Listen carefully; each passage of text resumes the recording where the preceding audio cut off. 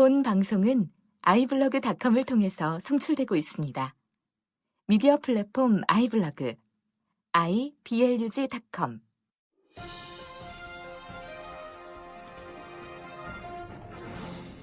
네, 청취자 여러분 안녕하십니까. 황 목사의 비밀의 제 시간입니다. 오늘도 옆에 황 목사님 나와 계십니다. 안녕하세요, 목사님. 안녕하세요. 오늘 목소리가 되게 헐리하십니다. 예, 목소리가 감기도 아닌데 목이 꽉 잠겼어요. 네. 아픈 거는 아니에요. 근데 목이 이렇게 잠겼네요. 예, 한 주에 3창 몇십 번 하신 분 같이. 옛날에 이런 목소리를 이제 거룩한 목소리라 그래서 부흥 강사들이 이 목소리를 막 따라하고 그랬어요. 저도 이전에 어렸을 적에 기도원 올라가가지고 목소리 이렇게 안 쉬고 내려오면 안 된다고 해가지고 예. 막 고래고래 일부러도 소리 질러서 예, 예. 한 1박 2일, 2박 3일 동안에 목이 쉬어야 되니까. 그럼요. 그렇죠? 예. 그리고 일부러 진짜 옛날에 목사님들이 이렇게 만드시기도 하신 분들 계세요. 예, 이렇게 해야 이제 영권이라고 하나? 뭐 그런 게 있다 그래서.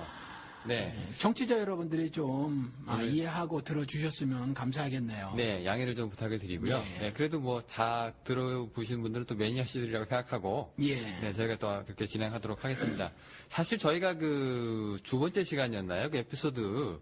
예전에 이제 그리스도인의 정치 참여에 대한 그 항목이 있었어요. 예, 있었죠. 그 있었는데 그때 우리가 뭐라 그랬냐면 그 기억나시는지 모르겠는데 이제 제가 그렇게 물어봤었죠. 우리 기독교인으로서 이 정치에 참여한 이 목소리를 내는 게 이 합당한 일이냐라고 이제 그런 질문들을 제가 많이 던졌었는데 예. 그때 당시 목사님 대답이 예, 그렇다라고 예, 하는 가능하다. 거죠. 예, 예, 왜냐하면 네. 신앙생활의 터전이 예배당이 아니라 세상이 되어야 함을 그리스도께서 말씀을 하고 계셨잖아요. 그래서 빛과 소금으로 세상에 살아야 한다라고 네. 하셨으니까 정치, 경제, 사회, 문화, 체육, 예술 모든 삶의 영역에서 적극적으로 참여를 하고 진출을 해서 살아야 하는 것이 하늘 뜻이다 이렇게 말씀을 전해드렸죠. 근데 네. 그렇게 이제 정리를 딱 해주셨네요.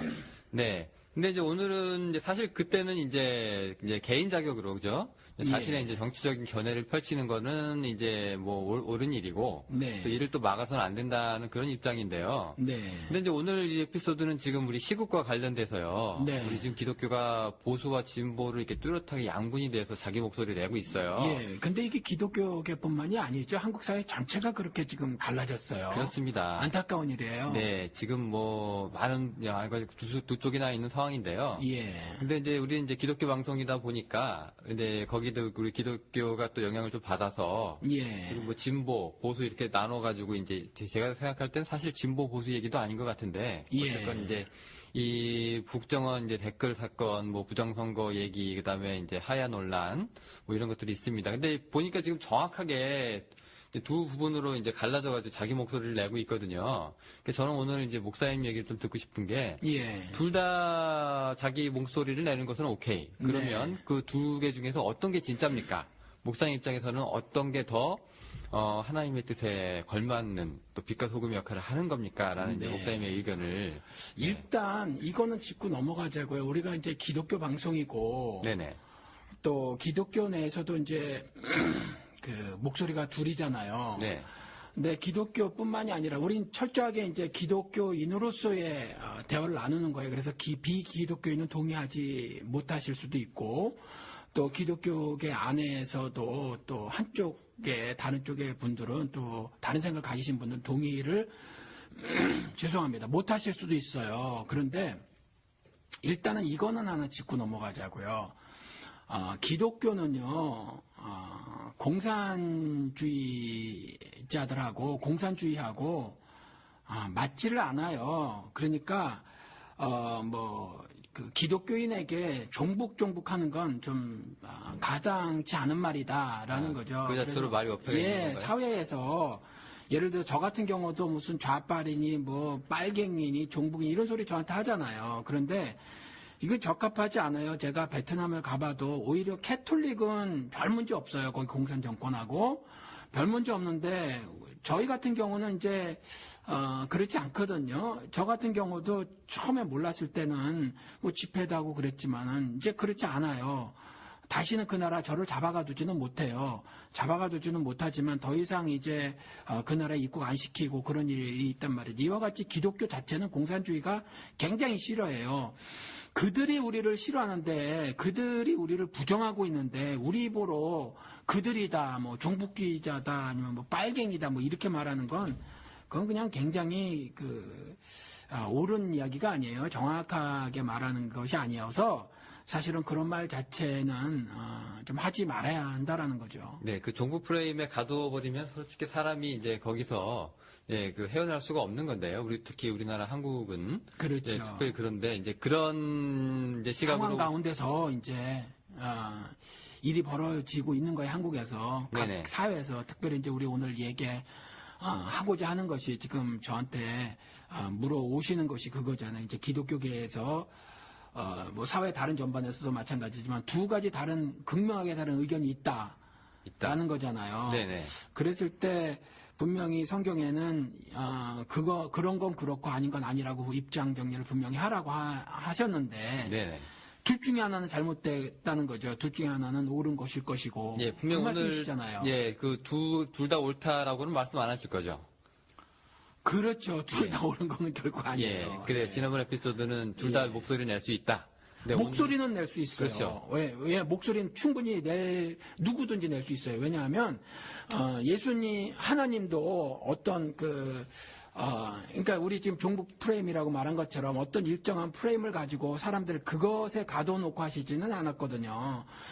그것이 뭐 하나님께서 하늘 뜻을 이 땅에 이루시는 그 부분에 있어서 그러니까 자신의 의를 드러내시는 그것이지 말 자체를 금하게 하거나 행동 자체를 제약하거나 뭐 그러신 건 아니니까 또 이러저러한 우리가 지금 거울을 보는 것 같이 밖에는 모르니까 희미하게 밖에는 그러니까 무슨 말이든지 할 수 있고요. 의견 표출을 할 수 있어야만 된다라는 거죠. 그것이 하나님 뜻이고 그러한 가운데 하나님 뜻을 조금 더 잘 알아갈 수 있다라는 거죠. 그것이 한 방법이 될 수 있어서 어떠한 의견이든지 말을 할 수 있습니다. 의견 표출할 수 있고 행동도 할 수 있죠. 네, 좋습니다. 그럼 예. 이제 각자의 이제 입장을 좀 짚어볼 텐데요. 예. 이제 다들 아시겠지만 이제 그렇게 긴 시간 할애할 것 같지는 않고요. 예. 일단 진보 우리 가톨릭부터 시작을 해보죠. 예, 천주교 정의구현 사재단 시국미사가 있었고요. 예. 이 사람들이 이제 국가정보원 선거 개입 예. 기독교 이렇게 해가지고 그렇죠. 박근혜 대통령의 사퇴를 요구했습니다. 예. 명백한 부정선거임이 분명하다. 예, 이제 인정할 수 없다 이런 거죠. 네. 그리고 나서 이제 개신교 쪽으로 넘어오게 되면은 이제 한신대 학생들로 이제 이루어진 이 사람들이 이제 박근혜 퇴진 촉구인데 이게 신학대로서는 처음 퇴진 구호가 이제 등장이 된 겁니다. 네. 네, 이게 대통령 퇴진과 종북머리 그만해라. 이거 한국 역사에서 이제 씻을 수 없는 이제 부정선거 이제 하지 마라. 민주주의 훼손한 거, 이거 종북몰이 한 거, 이거 다 조장하지 마라. 이런 거고요. 네. 그리고 대표적인 한국의 보수 유단 우리 예장이죠. 네. 우리 장신대 학부 및 대학원생까지 시국 선언문을 발표했습니다. 이게 이제 국정원 조직적인 여론 조작이 밝혀졌으나 이제 정부는 침묵하고 있다. 네. 예, 이제 박 대통령이 특이한 단어 썼습니다. 회개하라고. 네, 책임자 처벌하고. 그다음에 천주교 이 정의구현 사재단에 대한 수사 중단 요구하라. 여기까지가 이제 진보 측의 이제 입장입니다. 소위. 예, 소위 진보죠. 사실은 그들이 진보인가는 그렇습니다. 사실은 질문이 있어요. 근데 보수 쪽에서 그들을 진보로 몰아가고 또 진보라는 단어를 안 좋은 개념으로 좀 사용을 하고 있죠. 근데 예. 정확하게 사회학적으로 진보냐라고 물어봤을 때는 사실은 문제들이 많이 있어요. 네, 그렇습니다. 예. 이제 그게 이제 또 자칭 진보라고 치고요. 네. 이번에 또 이제 자칭 보수로 한번 넘어가 봅시다. 네. 보면은 이제 옛날에 김명혁 강변교회 원로 목사님 이렇게 말씀하셨었네요. 일단 대체적으로 국정원 대선개혁 의혹에 침묵하는 분위기입니다. 일반적으로. 예. 그래서 그러면서 이제 나랑 입장이 다르다고 상대방을 타도하려는 자세는 잘못되었다. 네. 이게 은근히 이제 사회 갈등하고 분열을 치유해야 하는 것이 한국 기독교인의 자세가 아니다. 그러니까 이렇게 들고 일어나서 네. 이렇게 막 분란 일으키는 게 그렇게 좋은 모습 아니다. 네. 기독교인 본질의 모습은 아니다. 이렇게 얘기를 하고 있고요. 네.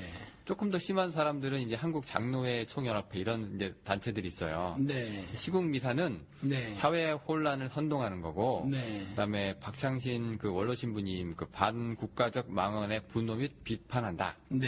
예, 규탄하는 바이다. 이런 얘기가 막 들리고 있습니다. 예, 우리 방송에서 한번 말씀을 드렸는지 모르겠는데,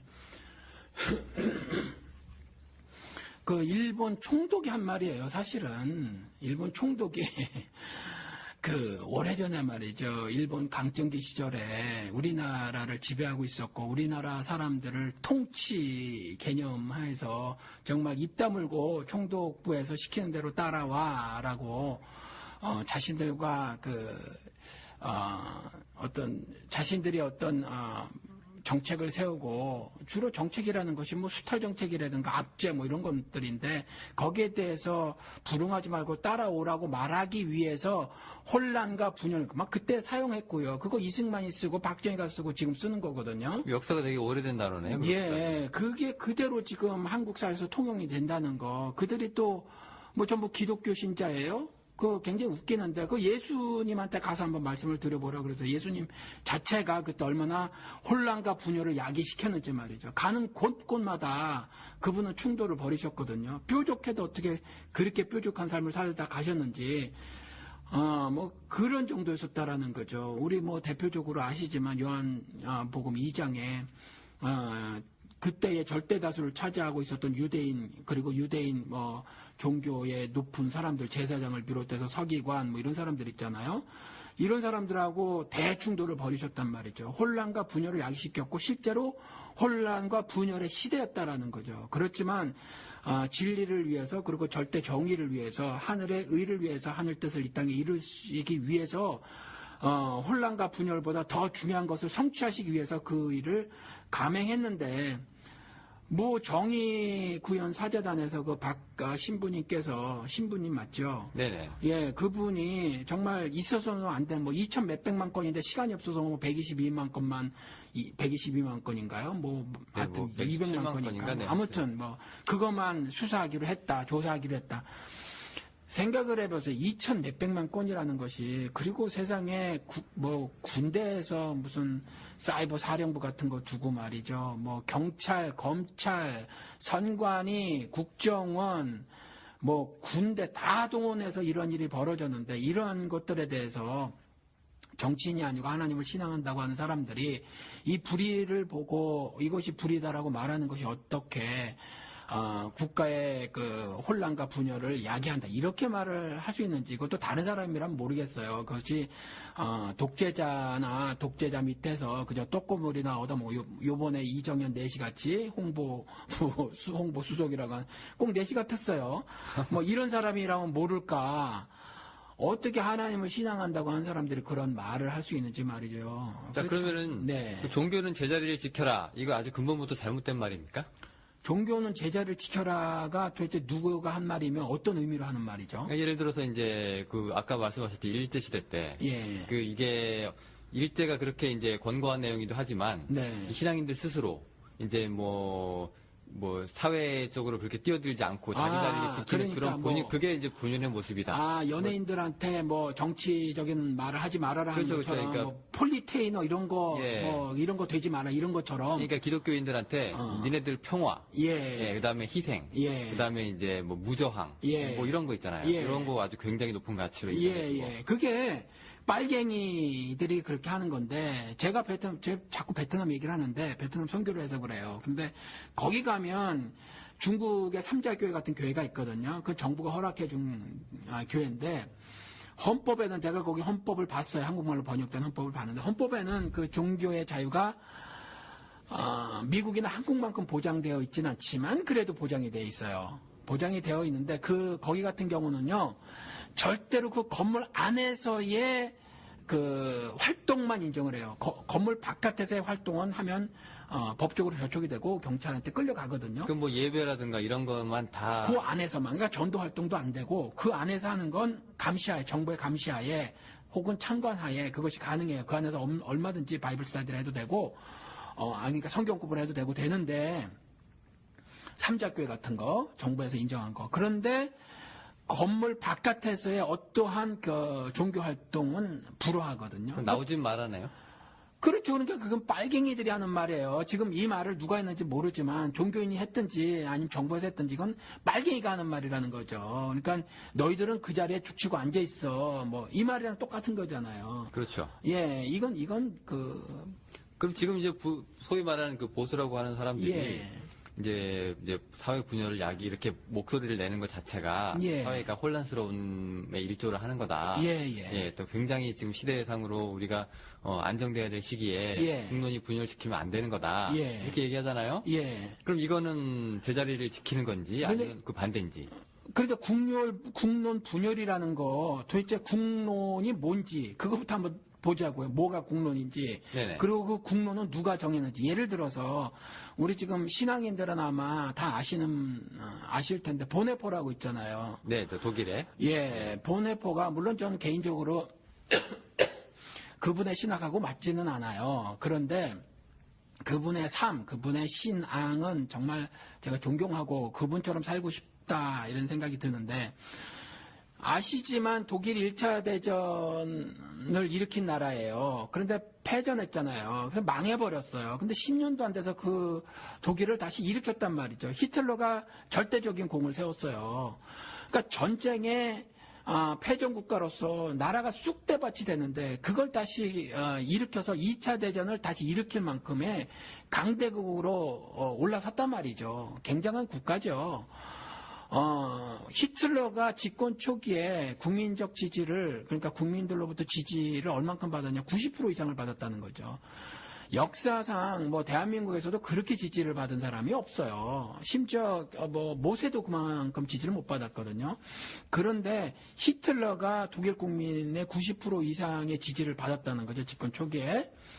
근데 집권 초기에 무슨 법을 만들었냐면 그게 법은 아니고 법 이름은 따로 있어요. 아무튼 공무원들의 계급을 새로 정하려고 하는 어떤 법 이름이 따로 있는데 그게 아리안 뭐라고 해요. 그게 뭐냐면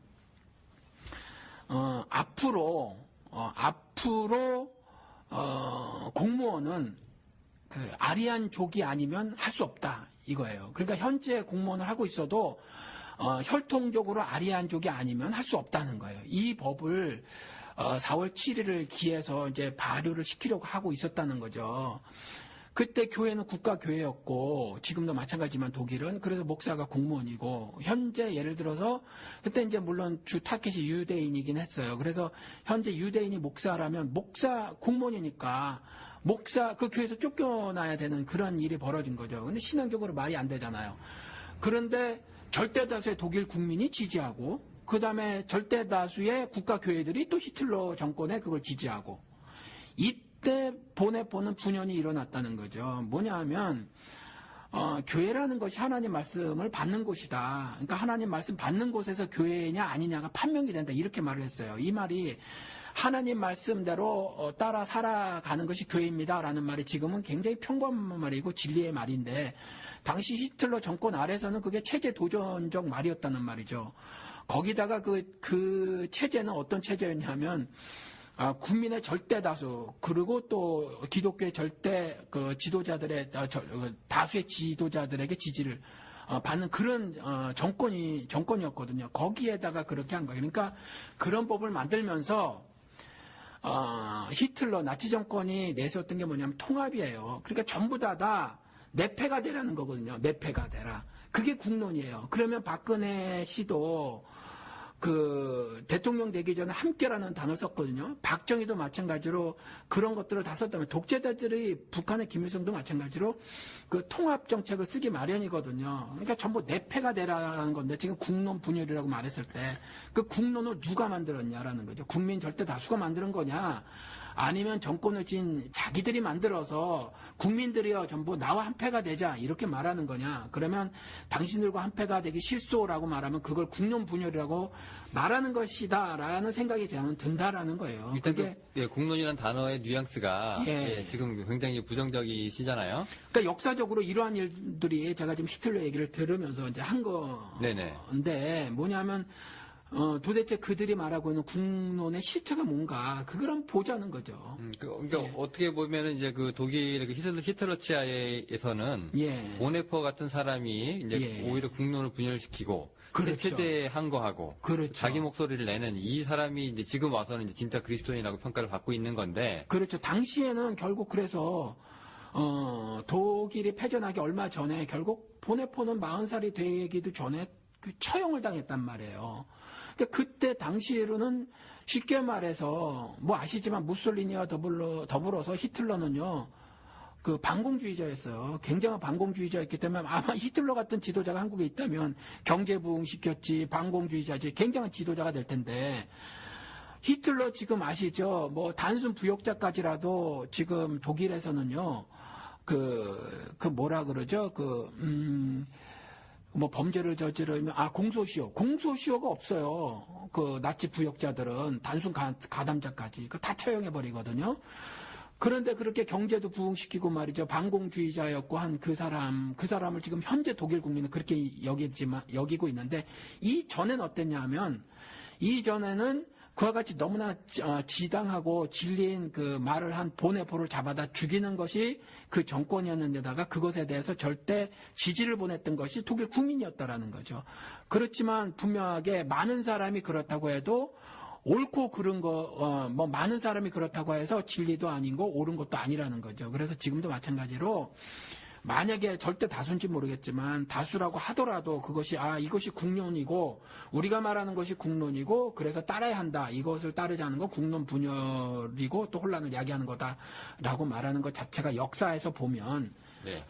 그건 수용할 수 없는 말이다라는 말씀을 사실 드리는 거죠. 국가가 주장하는 그 이데올로기 하고요. 예. 그다음에 성서가 얘기하는 하나님의 법하고 충돌하는 경우가 굉장히 많은데. 그렇죠. 목사 입장에서 국론 분열을 이유로 입을 닫아야 된다고 얘기를 하는 것 자체가 불신앙이죠. 예, 제가 볼 때 조금 그런 느낌이 나거든요. 조금이 아니라 하나님 앞에서 반역을 하는 아주 중대한 범죄를 저지르는 거예요. 그게 도대체 어느 기독교 단체나 어느 목사가 말하는지 전 지금 처음 들었거든요. 영훈 씨한테. 네네. 근데 도대체 그런 말을 누가 했는지 좀 궁금해요. 네, 보통 이제 이렇게 이제 국론 분열 이렇게. 근데 굉장히 이제 또 종북 프레임으로 자꾸 이제 이게 뭐 이슈화를 하는 게 이제 그 박장선 그 신부님, 박장신 원로 신부님 이분이 또 했던 그 연평도 포격 발언부터 시작을 해서 이런 걸로 또 타겟을 몰아가지고 자꾸 이제 희석하고 물타기를 하잖아요. 네, 이렇게 해가지고 본질을 자꾸 흐리는 경우가 있는데. 물 없이 못 사는 정권인가요? 심심하면 물대포 쏘고 또 언론은 물타기하고 물하고 연관이 많은데 성경에서는 예수 생명수 빼고요 물이 그 사망 혹은 멸망 아니면 환란 뭐 이런 뜻이라 별로 좋지 않아요.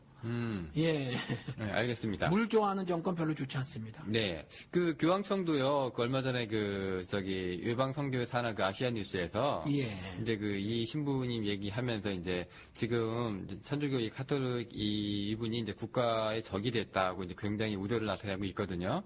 그렇게 발표를 했어요? 네네네. 교황청에서도 지금 예의주시하고 있는 건데, 예, 잘못하다가는 이제 박근혜 씨가 이제 교황청을 건드릴 수 있는 뭐 이런 사안이 되지 않을까 계속 이렇게 나가면 그러니까 교황청이 누구를 이 상황을 주시하는 겁니까 아니면 그 신부님을 아직까지 그러니까 지금 이제 그 뉴스로만 얘기를 한 건데요.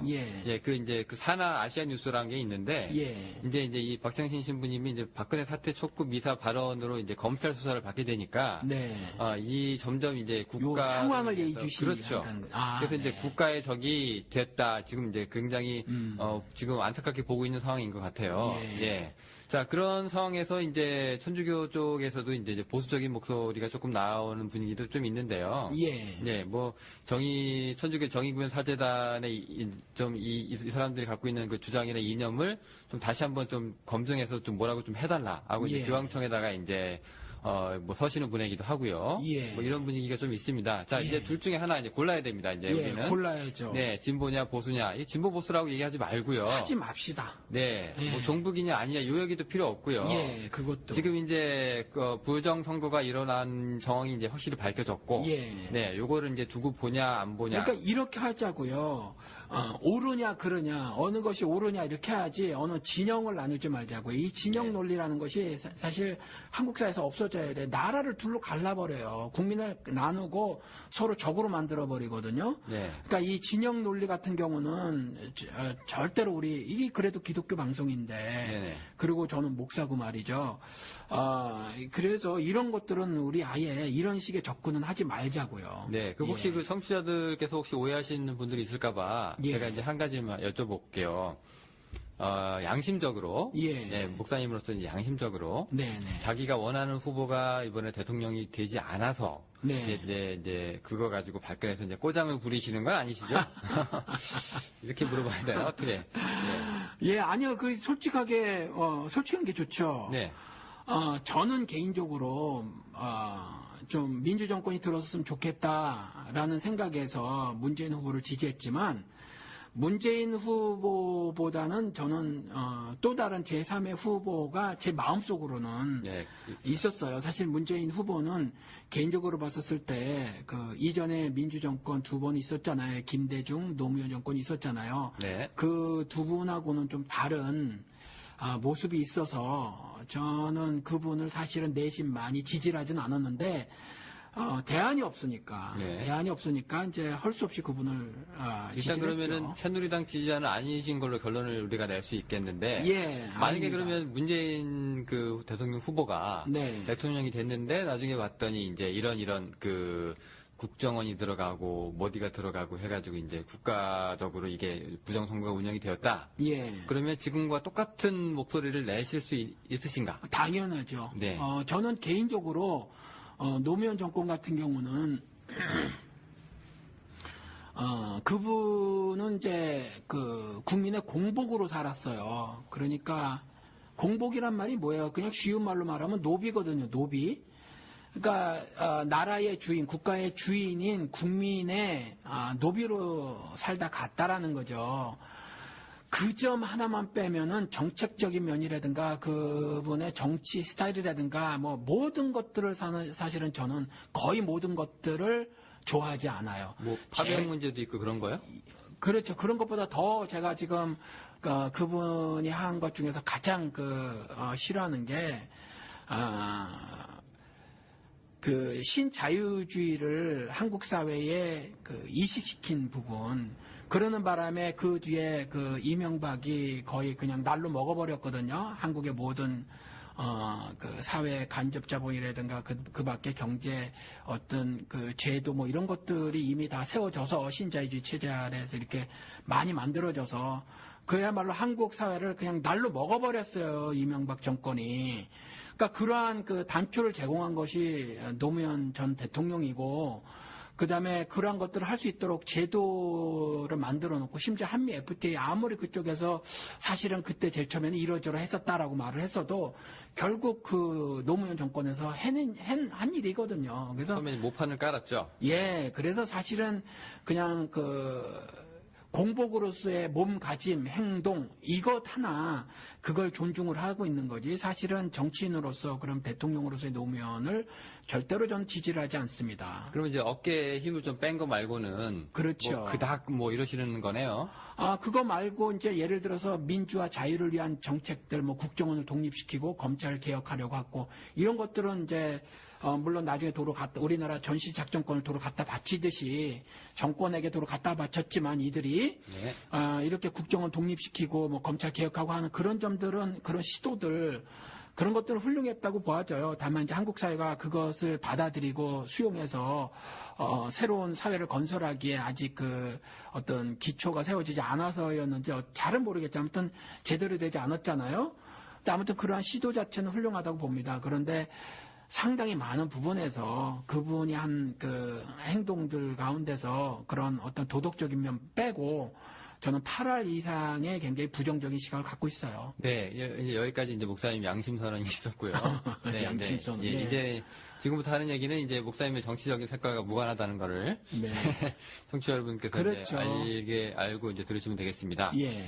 어떻게 결론을 먼저 목사님 얘기를 하시고 가실래요? 아니면 성수 얘기를 쭉 하신 다음에 뭐 성수 얘기할 게 뭐가 있을까요? 뭐 어떤 뭐 결론이든 뭐든 이야기를 하죠. 무슨 결론이요? 예를 들어서 예. 나는 이렇게 생각한다라고 먼저 하시고 네. 이제 그 뒷받침에 대해서 이제 뭐 성서에 이런 얘기도 있고 이렇게 가실까요? 아니면은 성서 얘기를 먼저 해서 이렇게 이런 얘기 있으니까 우리가 언제 뭐 서론 본론 결론 있어요. 그냥 물어보면 답하고 뭐 막 나갔잖아요. 그냥 네. 그렇게 가십시다. 네, 그럼 막 물어봅니다. 그러면. 예. 네. 이게 물론 이제 우리가 이제 이렇게 국론 분열 이 문제 해결했고요. 예. 이제 반공 문제 벗어났고요. 예. 이제 종북 플레임 이제 흐지부지 됐습니다. 예. 우리 얘기하면 되는데 예. 이제 여기 기독교 방송에 이제 성서 얘기 남았어요. 예. 성서에요. 예. 이렇게 이제 부정한 일에 항거하고 예. 뭐 이런 개혁적인 일, 예. 그다음에 이제 뭔가 뒤집어 엎는 일, 예. 그다음에 자기 목소리를 내는 일, 예. 이런 거에 대한 충분한 성서적인 근거가 있는 그런 구절들이 예. 곳곳에 좀 숨어 있을 것 같긴 한데요. 예. 뭐 하나 예를 들면 이제 어디부터 우리가 한번 돌아볼 수 있을까요? 조금 전에 뒤집어 엎는 일이라고 말씀을 하셨는데, 네네.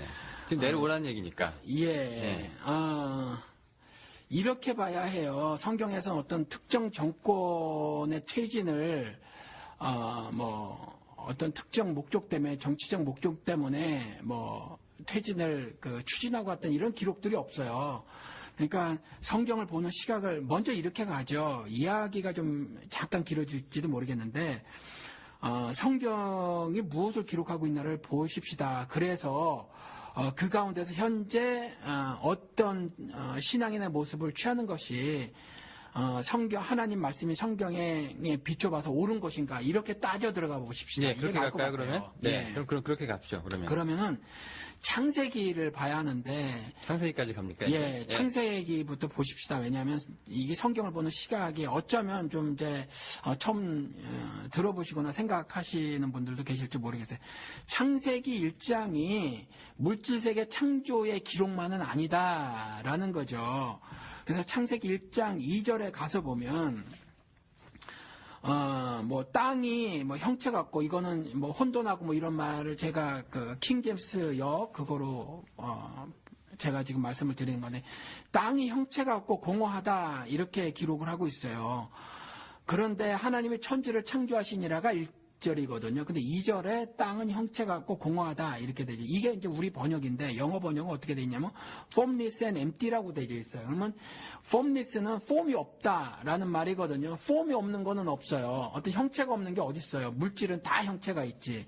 그러니까 이거는 또 하나 empty, 땅이 empty, 비었다. 이게 말이 되지 않거든요. 그러니까 이거는 어떤 수사다, 어떤 의미가 있는 말이다라고 이해를 해야 된다는 거죠. 그래서 이 부분은 이걸 물질 창조의 기사로 볼 것이 아니라 어떤 영적 메시지가 있는 것으로 봐야 한다는 거죠. 이어지는 구조를 계속 보면 더욱 극명한데 말이죠.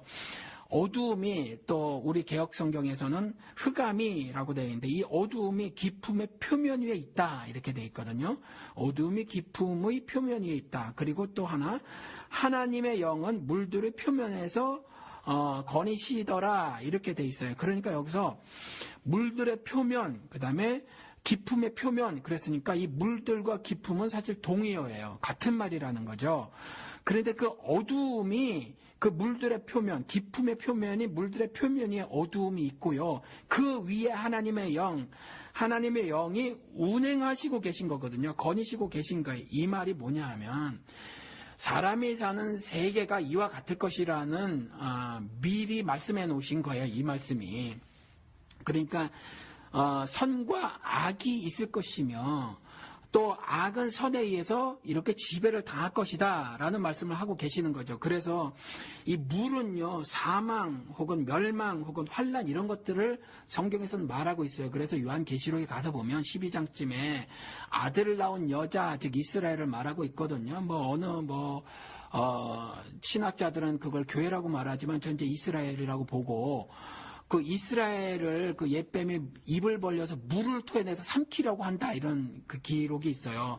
여기서 나오는 그 물들도 그 의미라는 거죠. 그리고 또 이제 새하늘 새 땅이 창조될 때에 새하늘 새 땅이 이제 임하게 될 때에 그때에 어떤 기록이 있냐면 요한계시록에 가서 보면 더 이상 바다가 없고라는 장면이 있다는 거죠. 그러니까 이 바다는 더 이상 사망이 없는, 그러니까 곡하는 것과 애통하는 것, 눈물을 이런 거 없는 그걸 말하고 있는 거거든요. 그래서 더 이상 바다가 없음을 말하고 있어요. 그러니까 창세기 1장 2절에 바다가 있었던 것과 그것이 사람 사이는 역사고, 그래서 그와 같은 하나님의 저주, 다시는 앞으로 이와 같은 물의 저주, 최종적 심판을 하지 않겠다라고 지구상에서 한번 보여줬던 물의 저주의 심판이 있었잖아요. 노아 홍수.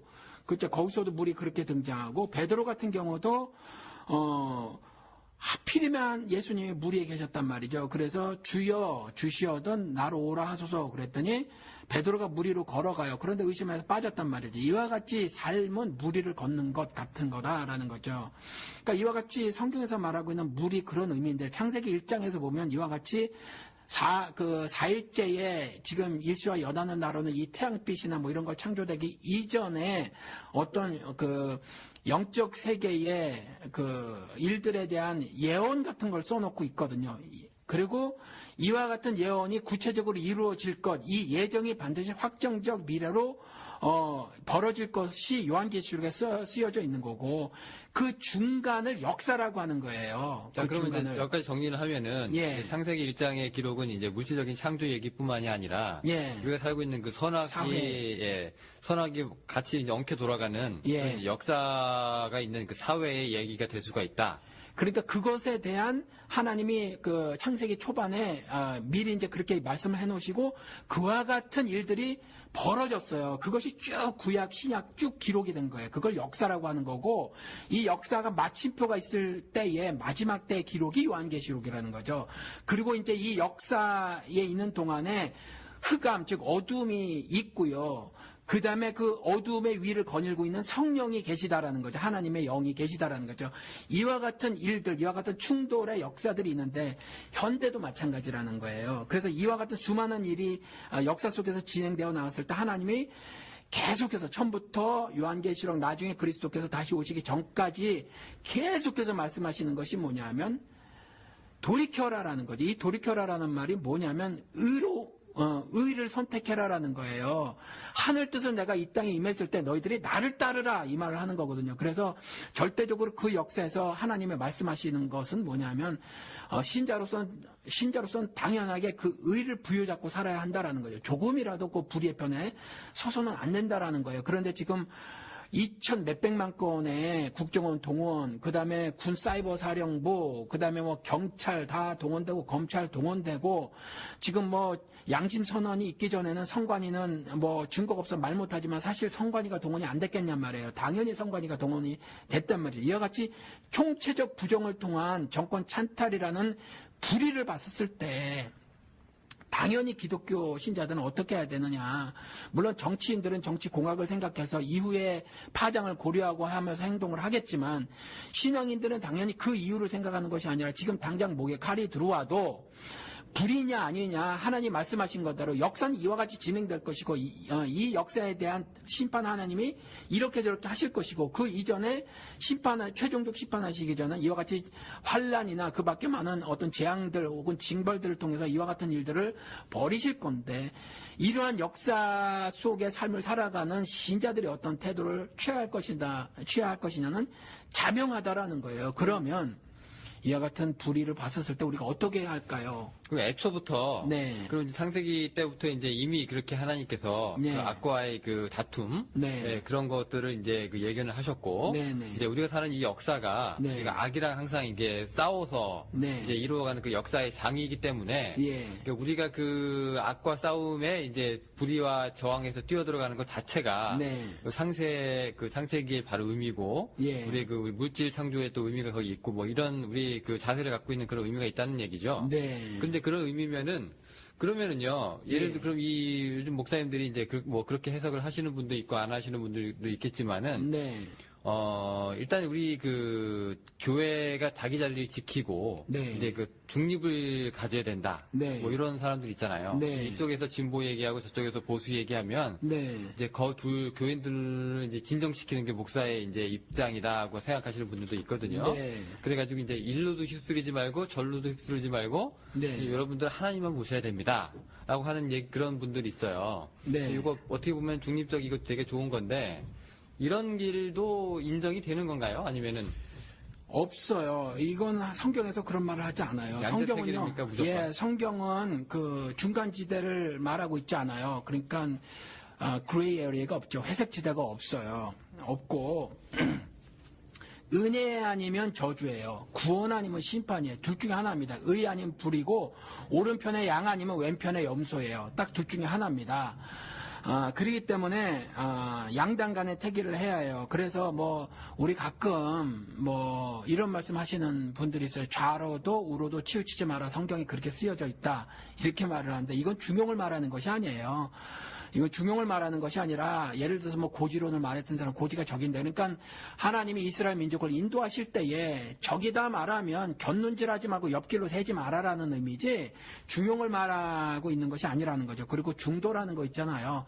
중도라는 것이 굉장히 웃기는 것이 뭐 나는 이 편도 수용해 저 편도 수용해 사실 그런 게 어디 있어요. 자기도 자기 나름대로의 분명한 생각이 있는 거지.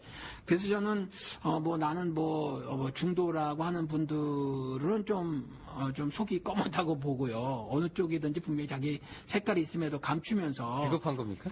비겁한 거죠, 사실은. 그러면서 그 적을 만들지 않으려고 하는 어떤 처세를 보이는 거지. 그 솔직한 모습이 아니라고 봐져요. 그래서 그렇고 역사적으로 보아도 사실은 이와 같이 뭐 우리 지금 그 정치 그 기독교인의 정치 참여 때도 얘기를 했지만 우리 기독교계에서 진리처럼 행사하고 있는 그 정교 분리의 원칙이 있잖아요. 이게 사실은 정치적 타협이었다라는 거잖아요. 미국하고 유럽에서 조금 다른 모습을 보이긴 했지만 이것이 서로 그 정치적인 타협을 보여서 한 그 결정한 것들이지 이게 성경의 진리라든가 하나님이 그렇게 살아라고 말씀하신 적은 단 한 번도 없다라는 거죠.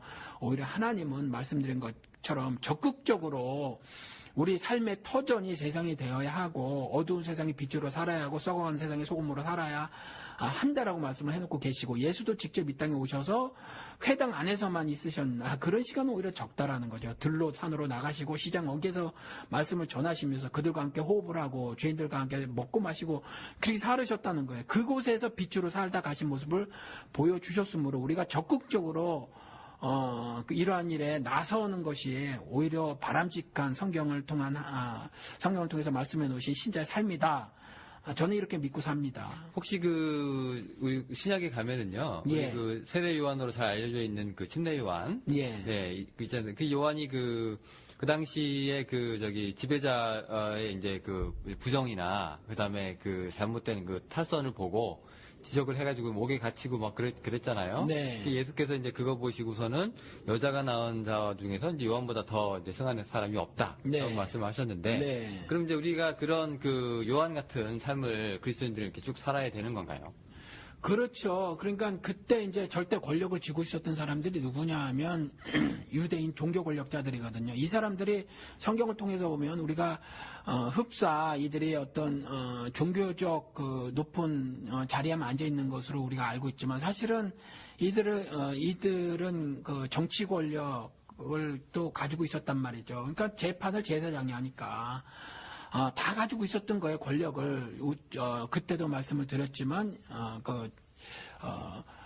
입법, 사법, 행정의 모든 정권을 다 가지고 있었기 때문에 사실은 그들에게 항거한다는 것은 단순히 그 종교적 항거를 하는 것도 아니고 종교적 어떤 예를 들어서 내려오고 있던 전통에 대한 반대만을 하는 것이 아니라 그들에 대해서 반대 입장에 섰다고 하는 건 그들이 행했던 모든 정치적 어떤 그 밖에 다른 모든 부분에 있어서 대척점에 서서 맞섰다라는 거거든요. 그러니까 그런 기록이라든가 예수 그리스도의 어떤 행함의 기록 같은 것들은 그 의미를 다 포함하고 있다고 보아야 정확하다라는 거죠. 그 요한의 메시지가 저는 이제 굉장히 그 두려운 게요. 예. 모든 사람을 다 받아줄 것 같이 그 요단강에서 세례를 베풀었지만 네. 정작 이제 바리새인들이나 이렇게 사두개인들이 와가지고 세례를 받으려고 하니까 이제 거부했죠. 그렇죠. 뭐라 그러고 그 자식들이라 그러고 누가 니네들 보고 이렇게 해서 뭐 심판을 피하려고 하느냐.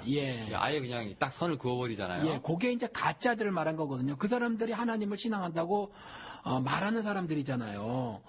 근데 하나님을 신앙한다고 하는 사람이지만 사실 하나님을 신앙하지 않는 사람들에 대한 말이거든요.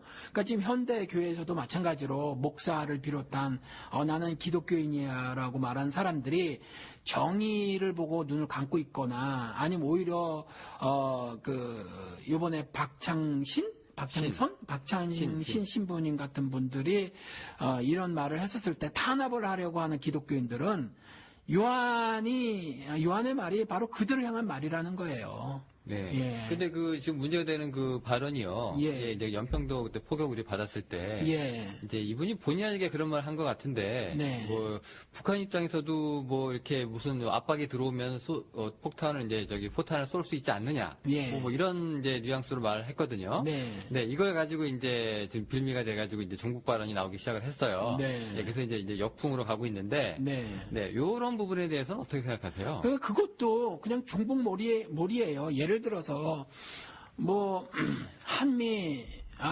연합 군사 훈련이 서해에 있었단 말이죠. 그렇죠. 서해에 있었는데 6시간인가 8시간 동안 예를 들어서 백령도 인근에서 포를 쐈다는 거예요. 그러면 백령도 인근이면 백령도에서 평양하고 백령도에서 인천하고 하면 백령도에서 인천이 더 멀어요. 백령도에서 평양까지 120km밖에 안 된대요. 그럼 서울 천안거리도 안 되는 거거든요. 거기서 포를 6시간, 8시간 쏜 거예요. 그러니까 북한에서 계속해서 여자 아나운서 있잖아요. 김정일이랑 동갑이라는 그 여자 아나운서. 아주 열성적으로 목소리 내는 그 여자 아나운서를 통해서 경고를 3번이나 했어요. 쏘지 마라는 거죠. 쏘지 마. 그러면 우리도 참지 않을 거야. 근데 계속 쐈어요. 또 쏘지 마 그랬어요. 근데 또 쐈어요. 쏘지 마. 그랬는데 또 쐈거든요. 그 연평도 포격한 거예요. 그러면 그 일을 왜 했느냐라는 거예요. 코앞에 가가지고. 입장을 거꾸로 놓고 생각을 하시자고요. 북한하고 중국하고 인천 앞바다 120km 앞바다에 가서 인천을 향해서 포를 쏜다고 생각을 해봐요. 우리도 쏘지 말라 그럴 거 아니에요. 그렇죠. 그러니까 이와 같은 일을 벌였는데 그 박창신 신부님 그 전후 맥락 말씀하신 맥락을 보니까 그 말씀하신 거더라니까요. 보니까. 근데 그걸 갖다 거기서만 말이 그렇잖아요. 앞뒤 잘라 먹으면 오해할 수 있는 거. 그러니까 그 말도 그렇게 해서 종북몰이를 하는 거지. 실제 그 말씀의 의도는 그게 아니라는 거죠. 평화 기조를 유지해야 한다라는 말이었어요. 그분 말씀이 보니까. 예를 들면 김대중 노무현 정권 때 평화 기조를 유지했지만 북한에서 잘못했었을 때 어떻게 했죠? 정말 맞서가지고 배 하나 침몰시키고 검은 연기 다 내고 도망갔잖아요. 네. 근데 이명박은 뭐예요? 북한 고립정책 펴고 그러면서도 전혀 확전을 막겠다 그러면서 말이죠. 그렇게 죽고 말이죠. 40명이 넘는 사람이 평생 불구가 됐거든요. 그래도 가만히 있었잖아요. 도대체 평화 기조를 유지하면서도 북의 단호한 모습을 보였던 그러한 행동들하고 그렇게 모질게 북한 인민들에 대해서 그렇게 모질게 대한 이 이명박 같은 경우 실제로 남한에 있는 국민이 실제로 죽임을 당하고 말이죠. 그다음에 40명이 넘는 사람이 영구 장애를 입게 됐는데 그곳에서 확전을 막겠다고 하면서 꼬리를 내려버렸단 말이죠. 그렇죠? 그러니까 도대체 무엇이 옳고 무엇이 그런가 이걸 좀 잘 전후사정을 살펴봐서 해야지 무조건 이런 종북 프레임에 가둬두고 신부라는 놈이 저런 말을 했대. 종북이고 빨갱이야 이렇게 몰아가는 건 정말 좀 안타까워요. 한국이 이렇게까지 국민들이 국론이 갈라졌다는 마음이 안타까워요. 사실은 노무현 정부 때도요. 예. 일본에서 순시아민가를 파견했었죠. 다케시마 독도에 오겠다고. 예. 그 당시 이제 노무현 대통령 발언이 오면은 포격해서 전쟁 불사했어요. 예, 침몰시키고 나서 그다음에 거기 익사하기 전에 이제 구조자는 이제 구조를 해줘라. 네. 예, 그렇게 하고 이제 올 때 이제 유엔한테 이제 성명 내고 네. 니네는 참견하지 말라. 네. 아주 강경 입장으로 갔죠. 그렇죠. 근데도 불구하고 지금 빨갱이 소리를 들었죠. 예. 그게 굉장히. 근데 그 이후에 이명박은 일본 순시선이 군함 포함 순시선이 독도에 연 50회 출항하도록 그냥 뒀거든요. 두고 또 한일 간의 미략 같은 걸 하려다 국민적 저항에 부닥쳐가지 못했지만은 군사 협정 같은 걸 맺으려고 했단 말이죠. 근데 아시다시피 그 군사 협정이라는 게 말이 좋아서 정보 교환이지 우리 건 다 털리는 거고 흡사 이런 거랑 똑같죠. 샹하이 자동차가 쌍용 자동차 사서 5천억에 사서 기술 정보 다 빼가고 그래서 격차가 10년 줄었다면서요. 샹하이 자동차가 그 기술을 빼가는 바람에 5천억에 나라 기술 다 팔아먹은 거잖아요. 그 몇 놈이. 그러니까 그런 거랑 똑같이 한국과 일본과의 방위조약 맺는 건 그런 일과 마찬가지인 거거든요. 유명한 지금은 곤란하다 기다려달라 했던 그렇죠. 그 발언 그런 건데 예. 지금 어떻게 보면은 자주국방 예. 이런 거를 지금 외치고 이렇게 전쟁 불사에서 열심히 포격소를 준비하는 사람들한테는 종북몰이가 되고 예, 그렇지 않고 오히려 힘 한 번 못 쓰는 사람한테 이제 지금 안보를 맡기는 상황이 됐는데. 그렇죠. 어떻게 보면은 이게 누가 보수고 누가 진보인지, 아까 그래서 제가 소위 진보, 소위 보수 이렇게 지금 말을 했잖아요. 그러니까 한국에는 진정한 보수, 진정한 진보가 없다 그런 말을 네. 해요. 근데 뭐가 진정한 보수고 뭐가 진정한 진보인지도 전 모르겠어요. 다만 이제 어떤 크게 두 진영으로 한국 사회가 나눠져 있고 이 나눠져 있음이 굉장히 슬픈 이야기다라는 거죠. 마음 네. 아픈 일이에요. 그렇습니다. 예. 성서 얘기로 다시 우리가 좀 돌아갈게요. 예. 우리 근데 아까 창세기부터 이제 아주 1장부터 이제 그 얘기 하셔가지고. 예. 이게 아주 굉장히 악과 대항한 그 정치 참여가 아주 역사적으로도 의미가 있는 예. 거다. 원래 그렇게 살도록 만들어진 거다라고 말씀을 하셨는데. 예. 이제 실제적으로 이제 우리 예언자들, 선지자들이라고 하죠. 네. 이 사람들의 메시지 이렇게 들어보면은. 예. 왜 우리 학교에서 우리 배웠지만은 예언자들이 이제 예언이라고 하는 게요. 예. 앞일 얘기하는 포어텔도 있고. 예. 현 사회에서 이제 직언을 하는 포스텔도 있고 막 그렇잖아요. 근데 그게 사실 동일한 거예요. 같은 거라고 예, 보시는 거예요? 동일한 겁니다. 네네. 그러면은 예. 자, 근무하는 문제에 대해서 예. 자, 이스라엘이 우상 숭배하고 혼합 종교에 빠지고 그다음에 이거 모든 선지자들, 예언자들의 그 시대 상황을 다 우리 볼 필요는 없겠지만은 예. 이런 상황, 이제 어두운 상황 속에서 이제 그 예언자들의 메시지가 막 쏟아져 냈잖아요. 예. 자, 지금 우리 시대에 이제 적용을 하면 우리가 그걸 받아들이고 어떤 편에 서야 될지 좀 알 수 있을 것 같은데 말이죠. 예, 그러니까 다수라고 해서 옳은 건 아니에요. 우리 방송에서 한번 말씀을 드렸는지 모르지만, 엘리야 이야기가 가장 극명한 건데, 조금 전에 말씀드렸던 것처럼, 당시에 그 종교 권력자들은, 종교 권력만을 가지고 있는 것이 아니어서, 사실은, 절대 다수의 국민이라고 말을 할게요. 그 국민들의, 삶의 모든 영역에 대한 힘을 쓸 수 있었거든요. 그랬을 때, 전체 이스라엘이 말이죠. 악행을 저질렀어요. 하나님을 반역하고, 즉, 불의한 행동을 했는데, 그때 지도자들이 그들의 절대적인 영향을 미쳤던 소위 말하는 능력 있는 주의 종들이 850명이나 됐었다라는 거죠. 능력 있는 주의 종들이. 그런데 여기에 정말로 미력한이라고 얘기해야 되나? 힘이 없는 한 지도자가 나섭니다. 이름하여 엘리야죠. 백이라고는 하나님밖에 없었고요. 그 다음에 사람들에게 지지라고는 전혀 받지 못했었어요. 그 앞에서 정말 의가 무엇인지 불의가 무엇인지를 말을 하려고 했었을 때 정말 그것이 증명되는 한 사건이 일어나는데 하늘에서 불이 내려오는 어떤 사건이 있거든요. 이것으로 인해서 어떤 것이 참이냐 어떤 것이 거짓이냐 여기서도 누가 참신이냐면서 참과 거짓에 대한 어떤 대결 구도가 보여지거든요. 이때 이제 엘리야가 주장한 것이 참으로 증거가 되져요. 그럼에도 불구하고 절대 다수의 이스라엘이 이 엘리야가 물어보죠. 이스라엘에게 자 누가 참신이냐, 누가 참이냐, 이런 질문에 다수의 이스라엘이 그냥 머뭇머뭇 거리더라라는 기록이 있거든요.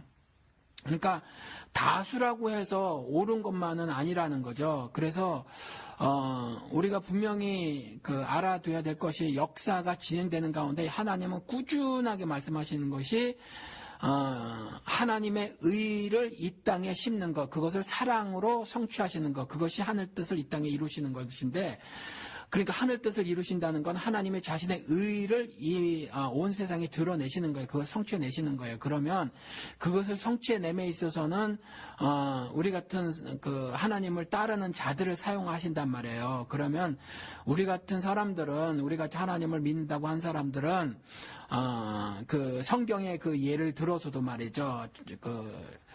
절대 다수가 내 편이 되느냐 안 되느냐 가지고 그래서 내가 한 말 가지고 이스라엘이 혼란에 겪어서 머뭇머뭇 거리는 일 정말 판단할 수 없는 입장에 처하게 되는 일이 있더라고 할지라도 말이죠.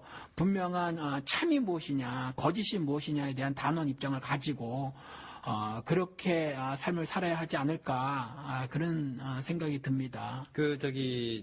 이사야 같은 경우에 보면은 예. 사람이 사회적 정의를 굉장히 이제 주장한 사람인데 예. 물론 이제 하나님께로 돌아오란 말과 동시에 예. 이제 헛된 재물 갖고 오지 말고 다 쓸데없는 것들이니까 예. 너네 악한 행실을 버리고 이제 예. 악한 일 그만해라. 예. 옳은 것을 이제 배워라. 정의를 찾아라. 뭐 이런 얘기 하거든요. 예. 그러면 이제 이 이사야서에서 우리가 하는 얘기가 예. 우리가 이 시대에 적용해 볼 때 그러면은 우리가 과감하게 지금 일어나는 이런 시국선언에 동참을 해가지고 예. 우리가 하나님의 뜻이 이것이다라고 하는 그것을 보여주는 것이 네. 이스라엘 말에 우리가 동참을 하는 건지. 예, 그런 거죠. 그러니까 조금 전에 말씀드린 것처럼 인류 역사는 이렇게 진행될 것임을 창세기에 이미 말해놓고 있고요. 근데 궁극적으로 그것이 성취가 되는 것이 요한계시록에 기록이 되어 있고 그 사이 그것을 역사라고 한다는 거죠. 역사가 히스토리라는 영어 단어도 있지만 또 다른 말로 human affairs, 사람의 일들이라라는 말로도 미국 사람들이 쓰잖아요. 그러니까 사람의 일들이 역사잖아요. 그러니까 사람의 일들을 기록해 놓은 거거든요.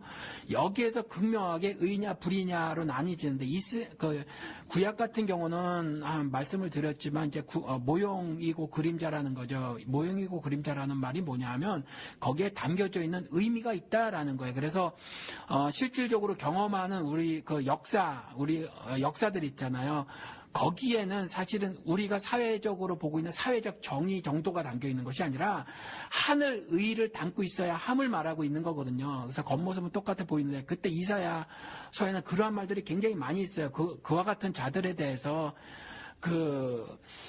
욕심을 한두 끝도 없이 내는 정권욕이라든가 아니면 무력이라든가 아니면 그 밖에 여러 가지 것들에 대한 욕심을 한없이 내는 사람들을 개라고 말해놓고 있단 말이죠. 그리고 또 여러 가지 구절에서 구약에 굉장히 여러 구절에서 그런 것이 있는데 뇌물은 판결을 굽게 한다. 이렇게 굽어지게 한다. 이렇게 말하는데 솔로몬 재판도 그 얘기거든요. 솔로몬 재판도 하늘 의를 드러내기 위해서 하늘 지혜를 구했고 그거에 따라서 우리의 일상적인 삶에서의 어떤 것이 의냐 불이냐를 재판하게끔 하신 거예요. 솔로몬을 통해서. 그와 같이 이사야서를 통해서도 하나님이 우리 실제 삶에서 나타나는 일들을 구체적으로 언급을 하시면서 일단 불의한 세력들이 가지고 있었던 절대 권력들 같은 것들 이런 것들에 대해서 얼마나 악한 것인가 아니 악한 권력들이 존재하고 있음을 말을 하고 있고요. 또 그것에 대해서 심판이 있을 것임을 명확하게 분명하게 말씀해놓고 계시고 따라서 하나님의 백성이라고 하면 그것들에 대해서 어떤 태도를 가져야 하는가를 말씀해놓고 계시고 그것에 대한 궁극적인 해답이 예수 그리스도에 대한 예표로 그렇게 말을 해놓고 있다라는 거죠. 그래서 예수 그리스도 아시지만 하늘 뜻을 이 땅에 이루러 오셨고 그래서 그걸 다 이루셨다 이렇게 말씀하셨잖아요. 그러니까 이사야서에서도 우리가 실제로 경험하고 있는 사회의 모든 그 분야의 삶에 대해서 하나하나 언급은 하고 있지만 뭉뚱그려서 그것을 다 말하고 있고요. 거기에 있어서 악과 불의에 대해서 하나님 분명하게 기준점을 말씀을 해놓고 계시고 또 하나님의 백성은 그러한 실제 삶에 있어서 어떤 쪽에 서야 하는 것인가에 대해서 양당 간에 분명히 결정을 내려야 함을 말을 하고 있어서 이때에 절대 다수의 국민을 지지를 받고 있지도 못하지만 받는다고 하더라도 히틀러 편에 서면 안 되는 것처럼 그리고 북한의 김일성이나 김정일이나 김정은 편에 서면 안 되는 것처럼 우리가 불의에 대해서는 우리 신자라면 말이죠. 분연히 일어나고 단호하게 아닌 건 아니라고 말할 줄 알아야 한다. 이렇게 이런 말씀을 드리고 싶습니다. 네, 아까 장신대에서 얘기한 사람들이 예. 이제 박 대통령의 회개 요청에서 회개라는 단어를 썼어요. 네. 그러면 이제 우리가 신앙인의 입장에서 회개라는 것이 이제 죄에서 돌아오는 거잖아요. 네. 그러면은 이 박근혜 대통령이 회개를 해야 되면 어떻게 해야 되는 겁니까 도대체? 그냥 알았다 이제부터는 안 할게 하고 계속 그 자리를 유지하는 겁니까? 그거는 아니겠죠. 장신대 그래도 신앙인들이 한 말이니까. 근데 그 회개의 말을 반성으로 알아듣겠죠. 그러니까 장신대 사람들이 말하는 건 아마 좀 다른 모습이었을 텐데 그래도 반성이라도 좋아요. 반성이라도 해야 되는데 진짜 반성이라면 우리가 도덕적 반성이라고 치십시다. 성경적 회개가 아니라 도덕적 반성이라고 치십시다. 도덕적 반성이라고 하더라도 진짜로 도덕적 반성을 하는 거라면 당연히 자신이 불법으로 찬탈한 정권을 내어놓는 거, 그게 진짜 반성이죠. 아니면 우리 이명박이 그랬던 것처럼 나는 뒷산에 올라가, 그 북한산에 올라가서 그 사람들이 그 광화문에 모여서 그런 걸 보고 뭐 나는 뭐 촛불. 예, 촛불 때 난데 뭐 잘못을 되돌아봤다는 거 거짓말 했잖아요. 이건 거짓말이죠. 그건 반성하지 않았던 거잖아요. 그렇기 때문에 지금은 그냥 진짜 반성이라는 걸 국민들에게 보여주려면 사퇴를 해야 해요. 사퇴하는 것이 맞다는 예, 거예요. 그것만 반성하는 거예요. 그리고 전 개인적으로 말씀을 드리고 싶은 건 뭐냐면 아버지가 총 맞아 죽었잖아요. 뭐 이번에도 양승조라는 사람이 국회의원이 그 말을 했다는데 나쁜 뜻으로 말을 하려는 것이 아니에요, 결코. 저는 목사고 또 신앙인이고 하나님을 섬기는 사람이고 이 땅에 소망을 두는 것이 아니라 천국에 소망을 두는 사람이라 정말로 한치의 거짓이 없이 말씀을 드리는데 아버지가 총 맞아 죽었어요. 그리고 엄마도 총 맞아 죽었단 말이죠. 그런데 그들이 권력의 한복판에 있다가 그런 일을 당했는데 말이죠. 뭐 예를 들어서 그들의 죽음을 순교라고 말하는 사람이 없어요. 순교라고 말하는 사람이 없고 세계 모든 역사에서도 그가 그러니까 딕테이터, 즉 독재자, 학살자라고 세계 역사가 기록을 해놓고 있단 말이죠. 어느 언어로 말을 하던 간에 그 박정희 이름을 치면 그렇게 나온단 말이에요. 근데 그 일을 반복해서 시작을 하고 있다라는 거죠. 그 일을 계속 그 아버지 엄마가 했던 일을 계속 하고 있어요. 그러니 참 끔찍한 삶을 살다가 갔거든요. 정말 외롭게 살다 갔어요. 근데 지금 옆에서 내시들은 많아가지고 말이죠. 그와 같은 뭐 정말 눈치 보기 뭐 이렇게 하고 있지만 얼마나 외롭고 또 뭐 정말 이전에 자기 아버지처럼 무슨 헌법 개정해서 평생을 해먹을 수 있는 것도 아닌데 이거 붙잡고 뭐 하자는 건지 모르겠어요. 그래서 지금이라도 말이죠. 사퇴를 한다면 한국 국민들은 굉장히 감정적이거든요. 다 네 말이 틀려도 봐줬다 하는 민족이거든요. 그렇기 때문에 착한 민족이죠. 그렇기 때문에 지금이라도 사퇴를 한다면 한국 사회가 그만큼 건강해지는 데에 아주 좋은 역사적 행동을 하는 것이고 또 본인의 삶을 위해서도 또 본인의 정신건강 또 행복을 위해서도 굉장히 좋은 일이에요. 그래서 지금이라도 사실은 사퇴를 해야 맞고요. 또 그 밑에 있는 정치인들이라든가 사회 지도자들이 한국 사회를 그 진영 논리로 양무시키는 일들 이것이 얼마나 매국적인 일인가를 좀 깨달았으면 좋겠고 여기에 말이죠.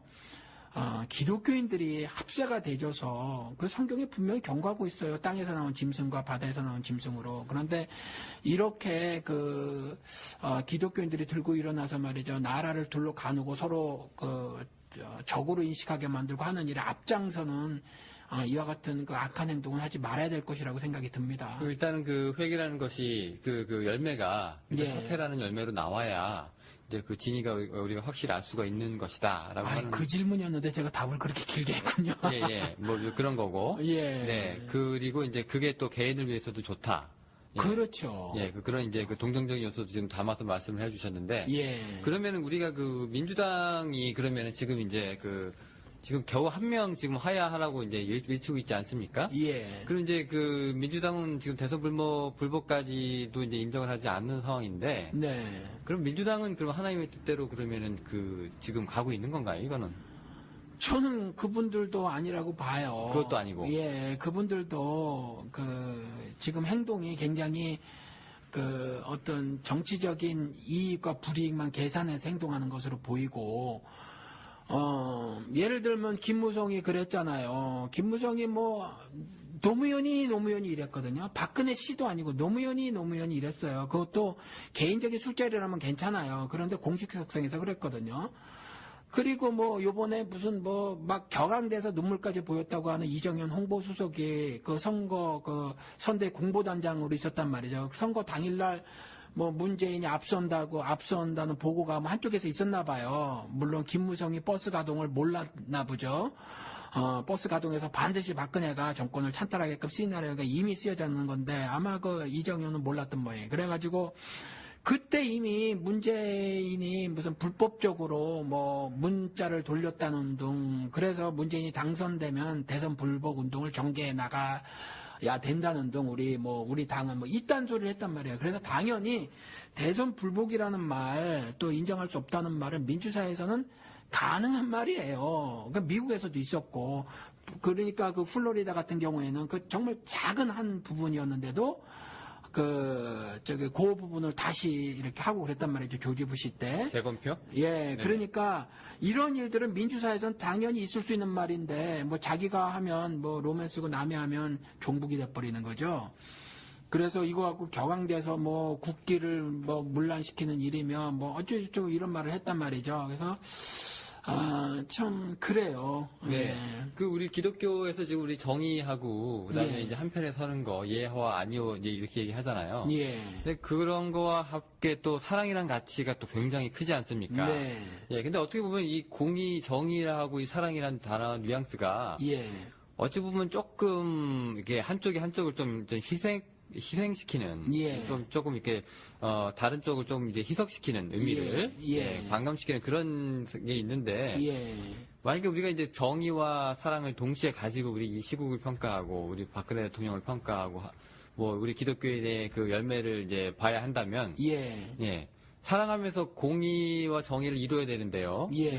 뭐가 맞는 것일까요? 그러면은 이게 성경적 이해가 절대적으로 필요한 말이에요. 그러니까 이건 우리는 기독교 방송이고 절대적으로 기독교인 시각에서 말을 하는 겁니다. 그래서 이런 말씀은 기독교인이 아니신 분은 좀 어떤 부분들은 꼭 지금 드리는 말씀 말고도 수용하지 못할 것들이 있을 수도 있어요. 그런데 하나님은 하늘 뜻을 이 땅에 이루시는데 그건 뭐냐 하면 하나님을 불순종해서 죄인이 된 그 사람들을 다시 그 불순종했던 그 죄를 없애주는 일이거든요. 그래서 다시 의에 이르게 하는 것. 즉 하나님은 이 땅에 의를 실천하시는 것이 하늘 뜻이에요. 그리고 그 하늘 뜻을 이 땅에 이루시는 거죠. 그리고 그 일을 예수 그리스도께서 완성을 하셨다고 하거든요. 그런데 하늘 뜻을 이루시는 방식을 어떻게 하셨냐 하면 로마서 5장 말씀대로 사랑을 확증하시고자 예수 그리스도는 보내셨다고 그래요. 그러니까 그 실천 방식은 뭐였냐면 사랑이라는 거죠. 그래서 하나님의 공의가 실천되는 거는요, 사랑으로 실천되져요. 그러니까 하나님의 공의는 사실 사랑과 동의어예요. 같은 색깔이라는 거죠. 다른 게 아니에요. 그러면 우리가 하나님의 뜻에 따라 하나님의 의를 실천해가면서 살 때 어떻게 해야 되는가? 그것이 대척점에서 있는 다른 두 개념인가? 공의와 사랑이. 아니라는 거죠. 우리도 예수 그리스도가 했던 것처럼 우리의 믿음의 선진들이 했던 것처럼 그와 같은 방식으로 하나님의 공의를 실천해 내가야 한다는 거죠. 그래서 저들이 짱돌을 들고 그다음에 또 무슨 물대포를 쏘고 또 뭐로 찍어내리고 총으로 쏴고 한다고 그래서 우리도 똑같이 하는 건 아니에요. 우리는 방식을 달리하는 거죠. 그렇게 해서 하나님의 뜻을 드러내고 공의를 실천하는 거죠. 네, 알겠습니다. 그러면은 지금 오늘 이미 분량이 좀 많이 지났는데요. 많이 지났습니까? 네네네. 오늘 평소보다 이렇게 저희가 좀 시국이다 보니까 관련된 이슈들이 좀 많아서 얘기를 좀 하다 보니까 이렇게 됐습니다. 그러면 우리가 제가 어렸을 때 결코 이해할 수 없었던 말이 그 사랑의 매였는데요. 네, 어떻게 때리면서 사랑을 얘기할 수 있을까? 뭐 이렇게도 생각하고 그랬는데 지금 이 공의와 사랑이 그런 면에서 지금 함께 이제 이루어질 수 있다. 뭐 사랑의 매가 좀 필요한 시점인가요? 그러면 아니요, 그러니까 사랑의 매가 어디 있어요? 그건 폭력이지. 전 그렇게 생각을 해요. 뭐 하나님이 뭐 채찍으로 아이들 이야기하시고 그랬을 때 그게 진짜로 뭐 폭력을 써라라는 말이 아니에요. 그러니까 예수 그리스도가 행하셨고 또 자신이 행하신 대로 내가 너희들을 세상에 보내노라 하셨으니까 말씀드린 것 같이 공의가 사랑으로 실천되는 거지 공의가 무력으로 실천되는 거 아니거든요. 그게 하나님 뜻이에요. 그러니까 우리가 그 점을 알고 말씀드린 것처럼 저들이 찍어내린다고 우리도 같이 찍어내리자 해서는 안 되고 예수 그리스도가 그리하셨던 것처럼 십자가에 달려 구체적으로 로마 정권의 손에 의해 살해되신 거거든요. 실질적으로 유대인이 죽였어도 그런데 그런 것처럼 저들이 찍으면 찍혀서 죽음으로 승리를 성취해내는 거지. 저들이 죽이려고 하는데 나도 맞짱 떠서 나도 뭐 저들이 뭐 500톤짜리 TNT를 만들면 난 1000톤짜리 핵폭탄을 만들 거야. 이건 하나님 방식이 아니라는 거죠. 그래서 군비 경쟁이라든가 지금 이스라엘 무력으로 지금 이 얘기가 벗어나는데 그렇게 하는 건 절대 하나님 뜻이 아니므로 한반도 내에서도 여전히 동일하게 북한에 대한 것도 마찬가지고요. 한반도 내에서도 마찬가지로 어떤 특정한 이념 사상 이런 거 가지고 한쪽에 대한 무력 행사하는 거 옳지 않고요. 또 무력으로 어떤 폭력을 당하는 사람들이 하나님 백성이라고 하면요. 무력으로 대응할 것이 아니라는 거죠. 결코 차라리 죽음으로 그리스도의 그 하늘 뜻 이룸에 동참하는 그런 모습이어야 한다. 이렇게 말씀을 드려야 할 것 같네요. 네, 알겠습니다. 사랑 예. 방식으로 이 공의를 실천해가는 그리스도인의 모습이 되어야 된다. 예. 네, 오늘 저희 준비한 건 여기까지입니다. 오늘 목사님 너무 감사드리고요. 예. 저희는 또 다음 시간에 다른 에피소드로 청취자 여러분들 만나 뵙도록 하겠습니다. 안녕히 계십시오. 예, 안녕히 계십시오.